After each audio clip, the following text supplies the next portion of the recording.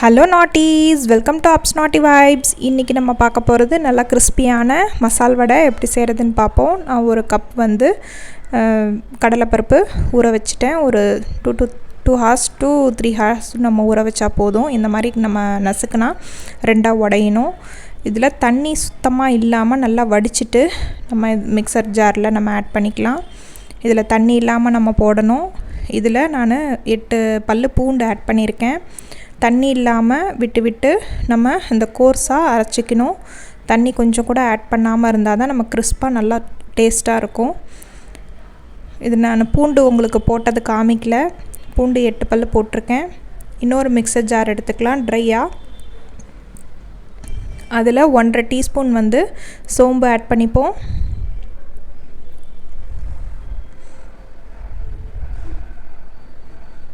இது டீ கடையில் நம்ம சாப்பிட்ற மாதிரியே நல்லா டேஸ்ட்டாக இருக்கும். இது 1 டீஸ்பூன் கொரியாண்டர் சீட்ஸ் ஆட் பண்ணிக்கும், கொத்தமல்லி விதை. இதை நம்ம பொடிச்சு வச்சுக்கலாம். அதையும் இதோட ஆட் பண்ணிவிட்டு ஒரு பிஞ்ச் கரம் மசாலா ஆட் பண்ணிக்கலாம். 1 டீஸ்பூன் அளவு பெருங்காயத்தூள் ஆட் பண்ணிவிட்டு உப்பு தேவையான அளவு ஆட் பண்ணிவிட்டு பச்சை மிளகாவை நான் கட் பண்ணி போட்டுக்கிறேன். நீங்கள் தேவையான அளவு நீங்கள் ஆட் பண்ணிக்கோங்க. கொஞ்சமாக கருவேப்பிலை ஆட் பண்ணிப்போம். கொத்தமல்லி கொஞ்சமாக ஆட் பண்ணிக்கலாம். இதை மிக்ஸ் பண்ணி கொடுத்துக்கணும்.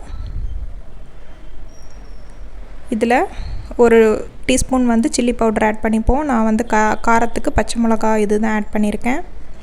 இப்போ நம்ம எண்ணெய் ஹீட் பண்ணிவிட்டு அதுக்கப்புறமா நம்ம போடுற ஸ்டேஜில் மட்டும் நம்மளுக்கு எவ்வளோ ஆனியன் தேவையோ அந்த அளவுக்கு நம்ம ஆட் பண்ணிவிட்டு நம்ம ஒன்று ஒன்றா தட்டி நம்ம ஆட் பண்ணோம்னா நம்மளோட டீ கடை மசால் வடை ரெடி. ரொம்ப கிறிஸ்பாக டேஸ்ட்டாக இருக்கும். இந்த மாதிரி ஒரு தடவை ட்ரை பண்ணி பார்த்துட்டு எப்படி இருக்குன்னு உங்கள் ஃபீட்பேக்கை மறக்காமல் சொல்லுங்கள்.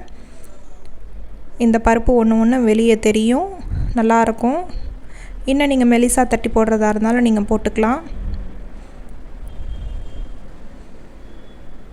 இது டேஸ்ட்டும் டிஃப்ரெண்ட்டாக இருக்கும்.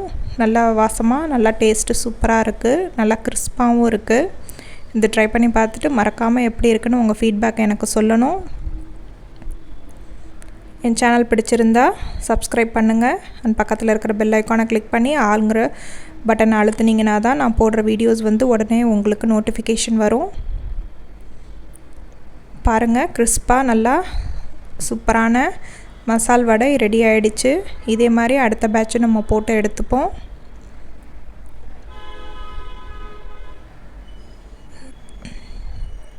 வெங்காயம் மட்டும் என்றைக்குமே நம்ம லாஸ்ட்டாக நம்ம வடை சுடும்போது நம்ம போட்டால் தான் அந்த தண்ணி வெங்காயத்தில் தண்ணி இருக்கு இல்லையா, அந்த தண்ணி இறங்காமல் கரெக்டாக இருக்கும். இல்லைனா ஒரு மாதிரி சொதன்னு ஆகிடும், ஒரு மாதிரி கிறிஸ்ப் இல்லாமல் இருக்கும். என்றைக்கும் அந்த மாதிரி போட்டோம்னா நல்லாயிருக்கும். ட்ரை பண்ணி பாருங்கள். தேங்க்ஸ் ஃபார் வாட்சிங்.